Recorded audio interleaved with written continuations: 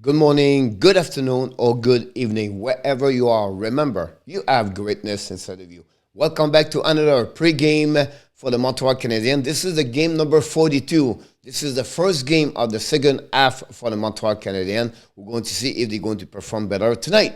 They are back at home and they're going to host the Anaheim Ducks at the Bell Center. The game starts at 7 o'clock, and I want to remind you, don't forget to come to watch the game with the Hockey National Show. We're going to do the live stream play-by-play at 7 o'clock Eastern Time. Don't go nowhere. I'm going to give you all the information you need to know about the game between the Ducks and the Canadiens.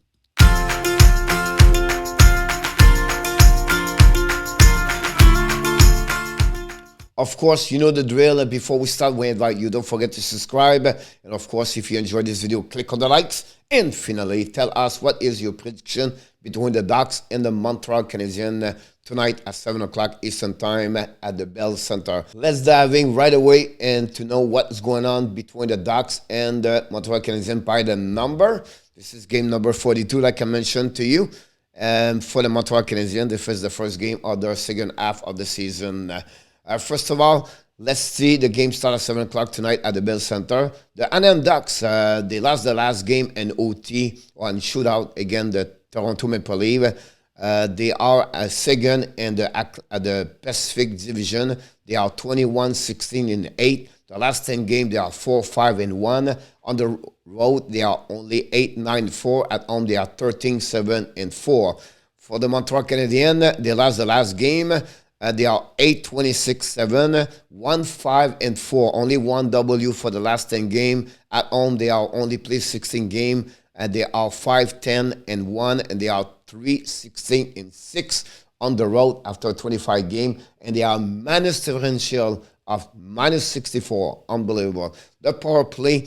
Anaheim Ducks has a pretty good one. They are 10 in NHL. Montreal, they are almost at the bottom with 31st. The penalty kill, Montreal are 30, and the Anaheim Ducks are 7. They have a good special team, if you can see by the number. The goals for 19 in NHL for the Ducks, Montreal 32. They are at the bottom at 2.17. The goals, again, Montreal at the bottom, 31st. 14 for the Anaheim Ducks with 2.80. Shot for 18 Anaheim and Montreal 26. And the face-off, Anaheim Ducks are 49.1 versus the Montreal Canadiens at 47.3. The leader for the Anaheim Ducks is what about Troy Terry? Unbelievable season he has right now as a member of the Anaheim Ducks. The lead on the point and the goal, 37 point and 23 goal. The TOR is the veteran Cam Fowler at 23.51. And goaltender John Gibson is at right now with 14 W. For Montreal Canadiens, a little bit more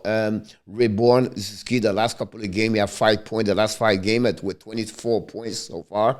Anderson Suzuki have 8 goals with Pitlick this season in NHL. And Chariot is at 23-20 TOR. And, of course, Jake Allen lead by the goaltending with 5 W. What you need to know, shopping up with the hockey coach, Coach Frenchy, you already know the record for both teams. We expect Caden Primo between the pipe. We know Montembeault is hurt. He's going to be at the backup. The situation, the goaltending for the Anaheim Ducks, because they play now tonight a game back-to-back. We know Stolarz is out.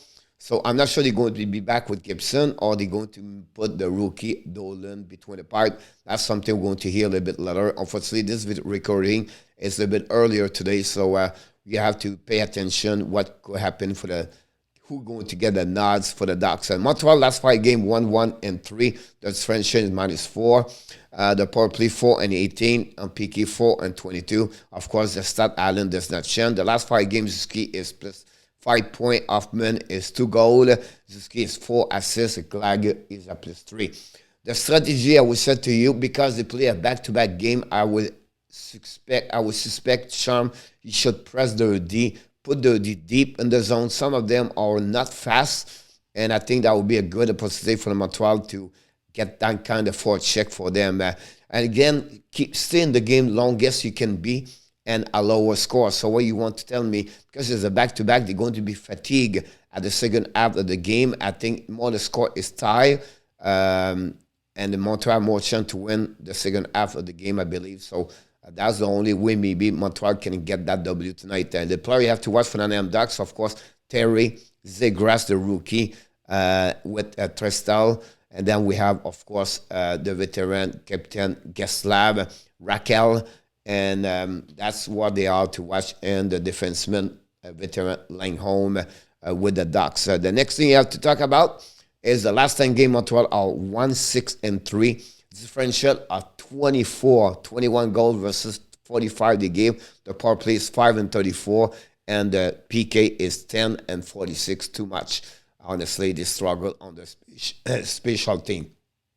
This is the Frenchy Corner. The game number 42. Emergency room injury update. Yesterday, Dominic Duchamp did some update for front players on the injury list, and I call this the emergency room. Honestly, the situation with Armia and Gallagher, they are right now in Wisconsin, practice for one more day. They're going to fly back tomorrow, and they expect one of the two games they could maybe play at some points on the weekend. Gallagher is with Biron on the purple jersey, so no contact for them, but they practice.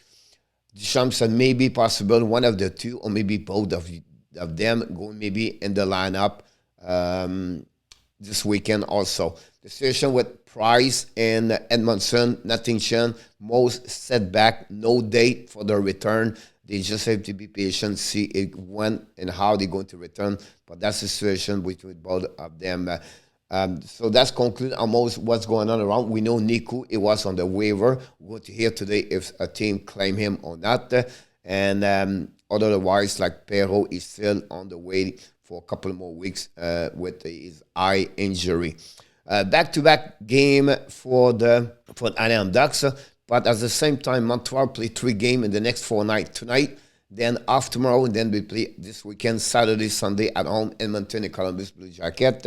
Advantage a little bit for Montreal because the Anaheim Ducks played 2 games and 2 nights. So we'll see how the Montreal could take advantage of that situation to have a better game against them after they had completely played the worst game of the season. Last game again at Wall, 8-2. It could be, 15-2, to be honest with you. But it is what it is.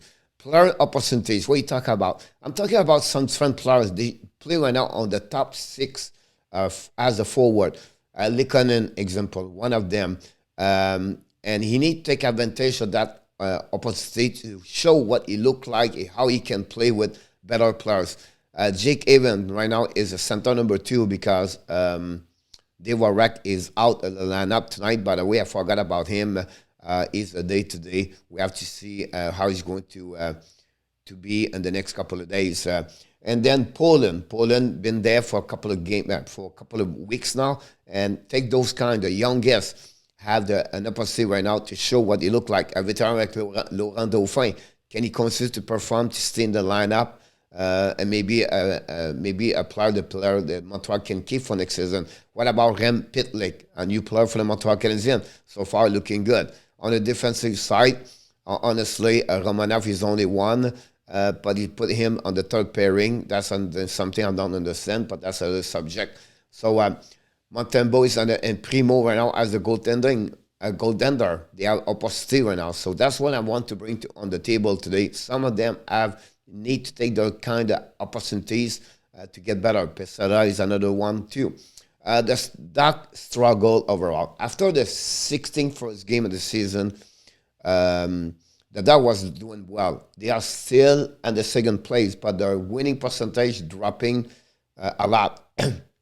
At the point, they only win 11 games in the last 26 games so far. So they have to get better if they want to stay in the race of the lineup of the playoff for the Pacific Division. That's what happening with them. Management met player one by one. We talk about it's officially said Jeff Gordon and Ken Hughes sit with front players about their situation and what they're looking for, everything like that. I'm talking about Jeff Petrie, example. I'm talking about Toffoli, Hoffman, other players, all right? And that's what they met, and they knows what why they did that. But first, they want to know them. They want to know what the player want to do, if they want to stay or not. And that's the key at that moment. People, be patient. They will trade when it will be the right time for them. Don't expect 5, 6 trade. They're going to be really low for trade at the traded line. Maybe 1 or 2, 3 at the max, I expect. But I don't see big change over there. Deschamps won't return. The word's getting out now in the media what they don't expect Deschamps to return next season. Now, my point to you, is it better to keep Deschamps until the end of the year, or is it better time right now after the All-Star game to maybe have a change coach right now, let him go, and maybe use Luke Richardson for the rest of him as an interim? We have a problem between the players and him, Deschamps. I don't know. I'm going to make a video the next couple of days about the situation with Deschamps, what my expectation would be if I was the management of the Montreal Canadiens.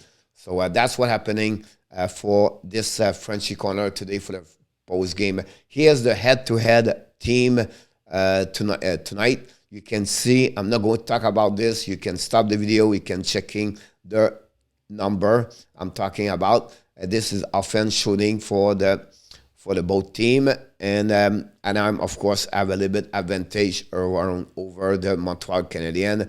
Play driving not much honestly for both team. The defense goaltending a little bit advantage, but a little bit more advantage the Anaheim Ducks for sure.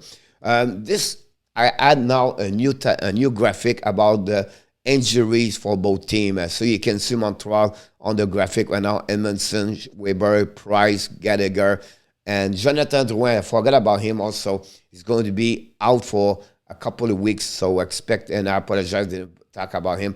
And Devorak is a day-to-day at that moment. And Armia Caulfield is right now on the COVID-19.